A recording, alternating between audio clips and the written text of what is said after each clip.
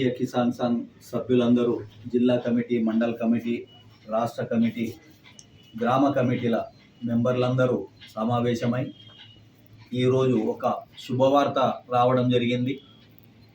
ఇక్కడ మక్తల్ నారాయణపేట్ కొడంగల్ ఎత్తిపోతల పథకానికి ఈ ప్రాంతంలో పర్యావరణ అనుమతులు మంజూరు కావడం వల్ల ఈ ప్రాంతానికి ఏదైతే 69 జీవో ద్వారా ఎత్తిపోతల పథకం సాధించాలని చెప్పి భారతీయ కిసాన్ సంఘ్ ఆధ్వర్యం లోపల పెద్ద ఎత్తు లోపల ఈ ప్రాంతానికి రైతుల ఆర్థికంగా ఎదగాలి, సస్యశ్యామలం ఉండాలి, ఈ ప్రాంతం పచ్చదనం కావాలి, ఈ ప్రాంతంలో వలసలు నివారణ కావాలి, ఆత్మహత్యలు నిలవాలంటే పెద్ద ఎత్తున ఆందోళన చేసి సాధించుకున్న పథకం.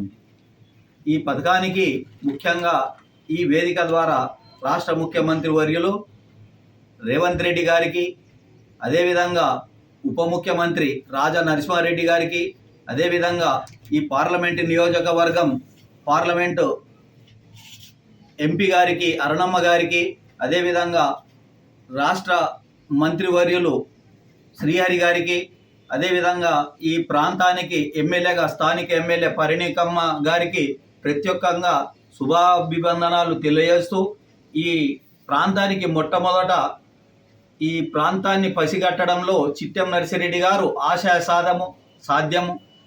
ఆయన ఆశయానికి ఈ ప్రాంతం సస్యశ్యామలం చేయాలని ఆయన ఆశయానికి ఈ ప్రాంతం ఒక ఈ ప్రాంతానికి సాగునీరు, తాగునీరు ఈ ప్రాంతానికి ఇస్తేనే ఈ ప్రాంతం లోపల సమస్యలు తొలగిపోతాయనే ఒక ఆశయంతో ఆయన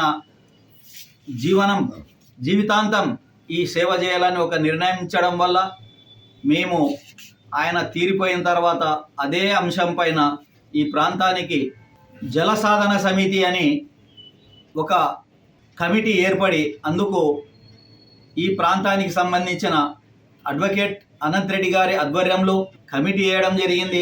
ఆ రోజు భారతీయ కిసాన్ సంఘ్, జల సాధన సమితి ఇద్దరు కలిసి ఈ ప్రాంతానికి ఒక ప్రజా ఆందోళన రైతుల ద్వారా అన్ని పార్టీలని కలుపుకొని, అన్ని సామాజిక సంస్థలు కలుపుకొని, అన్ని మేధావులని కలుపుకొని, అన్ని సర్పంచులు కానీ, ఎంపీపీలు కానీ, ఎమ్మెల్యేలు కానీ, మాజీ ఎమ్మెల్యేలు కానీ, మేధావులు కానీ కలిసి ఈ ప్రాంతానికి ఒక ఉద్యమం రూపంలో ఆందోళన చేయడం జరిగింది. అట్టి రూపము భూత్పూర్ నుండి మొత్తం పాదయాత్రగా చేస్తే మహబూబ్ నగర్ దాకా మొత్తం అన్ని రైతుల ఆధ్వర్యంలో పాల్గొని ఇక్కడ అత్యధికంగా విద్యార్థులు సహకారం అందించి ఈ ఆందోళనకు సహకరించే ఒక ప్రభుత్వానికి సమాచారం ఇచ్చి ఖచ్చితంగా ఇది కావాలి, ఈ ప్రాంతానికి ఆందోళన ఎందుకు చేస్తున్నారా అని చెప్పి అసెంబ్లీ లోపల కూడా చర్చలు జరిగింది. అందుకు గాను జనతా పార్టీ ఆధ్వర్యంలో బండి సంజయ్ గారికి కానీ, అదేవిధంగా కిషన్ రెడ్డి గారి కానీ ఈ విషయాన్ని అసెంబ్లీలో చర్చించాలి. రాజా సింగ్ గారికి కూడా చెప్పడం జరిగింది. ఈ ప్రాంతానికి నీటి సమస్య చాలా ఉంది, వర్షాలు వస్తేనే పంటలు పడతాయి, లేకుంటే వలసలు పోతాయనేటి ఆశయము వారి దృష్టికి తీసుకురావడం జరిగింది. గత 70 సంవత్సరాల స్వతంత్ర పోరాటం లోపల స్వతంత్రం తెచ్చినాం కానీ ఈ ప్రాంతానికి కృష్ణమ్మ నది ఈయన పక్కల నీళ్లు పోతుంటే ఈ ప్రాంతానికి నీళ్లు ఇవ్వలేకపోయినరు.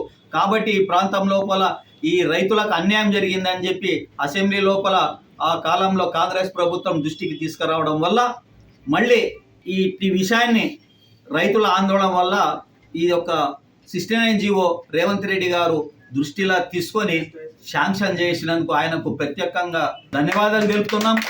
అదేవిధంగా దీనికి సహకరించిన ఎమ్మెల్యేలు కానీ, ఎంపీలు కానీ, మంత్రులు కానీ అందరికీ కూడా భారతీయ కిసాన్ సంఘ్ ద్వారా మేము ప్రత్యేక ధన్యవాదాలు తెలుపుతున్నాం.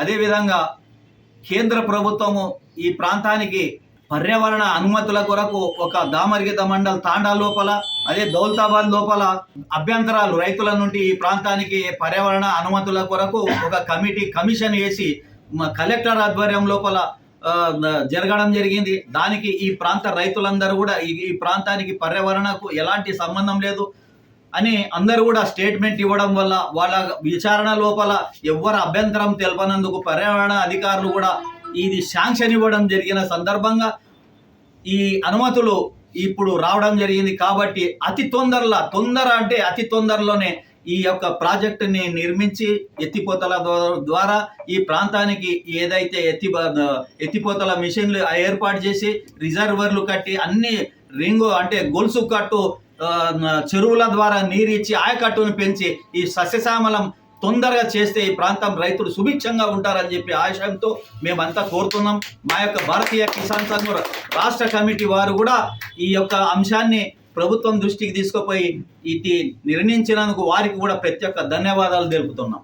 లైక్ చేయండి, షేర్ చేయండి, సబ్స్క్రైబ్ చేయండి. మరిన్ని వీడియోల కోసం బెల్ సింబల్ పై క్లిక్ చేయండి.